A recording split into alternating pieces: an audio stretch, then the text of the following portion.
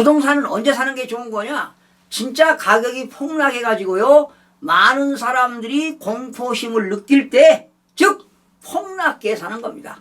침체기를 거쳐서 하락기가 왔는데요, 정말 가격이 폭락기에 많은 사람들이 부동산 시장에 공포심을 느낄 때, 그때 과감하게 사면 됩니다.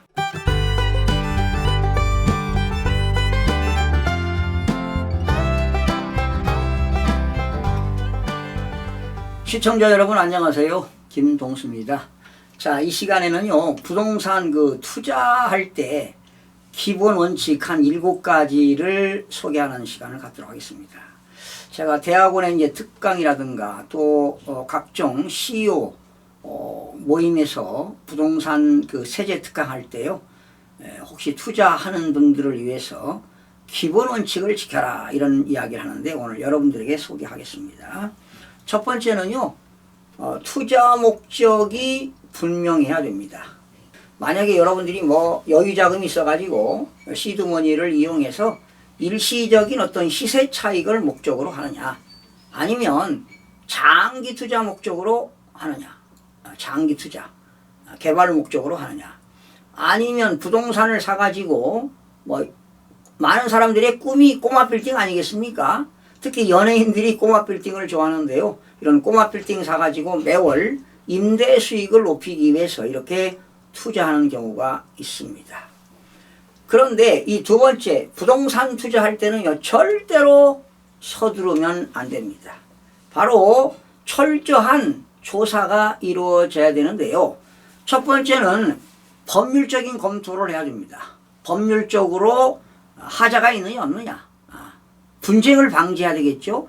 여러분들이 부동산 사고 나서 어떤 소송 사건에 휘말리게 되면 또 엄청나게 정신적으로 경제적으로 손실이 큽니다. 그러니까 법률적인 검토를 철저하게 해야 됩니다.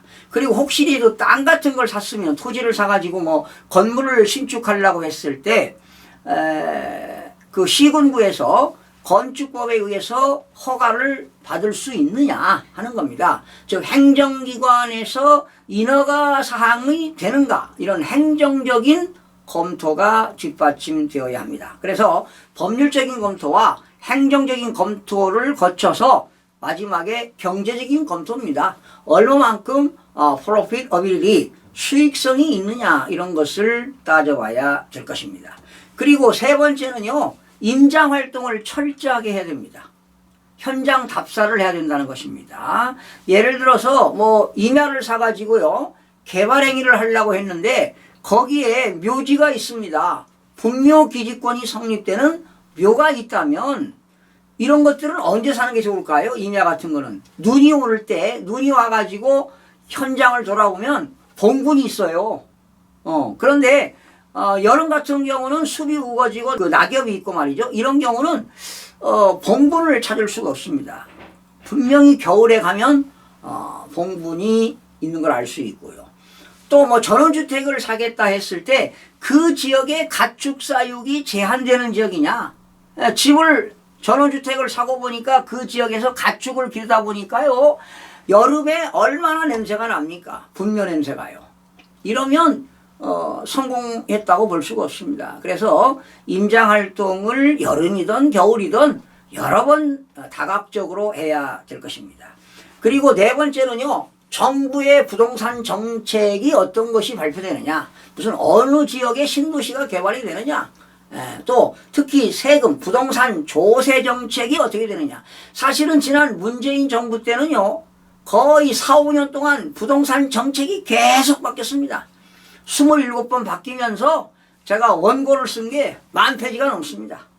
정말 저도 전문가, 매일 글을 쓰는 사람도 헷갈릴 정도니 일반인들 조세 정책 나올 때마다 심지어 세무사들도 어려움이 있다고 이렇게 불만을 토로하는 경우도 있었고요. 오히려 제자들이 세무사들한테도 연락이 많이 오는 경우도 있었습니다. 이런 조세 정책을 살펴봐야 되겠습니다. 그리고 다섯 번째는 교통과 개발 호재를 찾아야 됩니다. 어느 쪽이 지하철이 연장되느냐, 또 지하철이 새롭게 신설되느냐, 또 어느 지역에 광역철도가 들어오느냐, 이런 교통망 같은 것도 개발 호재를 찾아야 되겠습니다. 그런데 이러한 호재가 왔을 때 부동산 가격이 올라가는 게 말이죠. 세 번의 변화가 옵니다. 언제입니까? 지하철이 어느 지역에 개통할 것이다. 발표 시점입니다. 발표 시점. 그리고 이제 공사를 착공하는 시점. 그리고 지하철이 완공된 시점. 이렇게 세 번을 오릅니다. 발표 시점, 착공 시점, 개통 시점. 계속 가파르게 올라가는 겁니다. 이런 것들이 교통개발 호재를 찾아야 되겠습니다. 그리고 여러분들이 토지를 투자하게 되면요, 1, 2년 사이에 그렇게 가격이 가파르게 오르지 않습니다. 토지는요, 10년 이상 묵혀야 됩니다. 또 여러분, 10년 이상 묵혔다가 15년, 토지 건물은 15년 이상 지나면 양도차익의 30% 장기 보유 특별공제 혜택이 주어집니다. 그래서 토지는 10년 이상 지나면 지각 변동이 일어납니다. 그런데 토지를 투자해도요, 수도권 정비계획법에 의한 과밀억제권역은 너무 땅값이 비싸니까요, 성장관리권역 아니면 자연보존권역, 이런 수도권 지역에, 사실은 대한민국 인구가 5,300만이지만 서울과 경기도 수도권에 거의 뭐 한 반절 이상 2,500만 명이 이렇게 살고 있잖아요. 그래서 지금 여러분들이 지방에 소멸되는 도시 지역에 절대로 부동산 사면 안 됩니다. 땅도 마찬가지입니다. 땅도 마찬가지. 그러나 이제 아버님이 사셨던 그런 고향에서 노후에 농사짓고 뭐 귀농하겠다 하시는 분들은 살 수가 있겠지만, 자, 이렇게 인구가 초고령사에 진입해 가지고요, 인구가 줄어드는 그런 소멸 지역은 절대로 투자 가치가 없습니다. 그리고 여러분, 부동산은 늘 뭡니까? 침체기가 있고 하락기가 있고 또 회복기가 있고 상승기가 있기 마련입니다. 부동산은 언제 사는 게 좋은 거냐? 진짜 가격이 폭락해 가지고요, 많은 사람들이 공포심을 느낄 때, 즉 폭락기에 사는 겁니다.